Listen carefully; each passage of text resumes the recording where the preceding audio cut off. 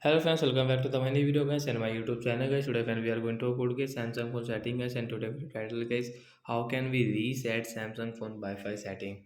Friends, you want to reset guys Samsung phone Wi-Fi setting. So friend, how to reset today friends, I will show you, I will tell you guys. So before starting video friend, first of all go and subscribe the channel guys, click the bell icon, like the video. So first of all guys, open your phone setting to reset guys phone Wi-Fi setting. After on phone setting scroll it and friends click on guys phone management setting at the general management setting we will on. Then guys click on reset setting, reset all setting and reset network setting as tap here friends, you can see Wi-Fi setting and we will tap here to reset. So guys your Wi-Fi setting has been reset guys. Then guys you can use guys your phone Wi-Fi setting in your Samsung phone device guys. You can use guys your phone Wi-Fi setting from here guys.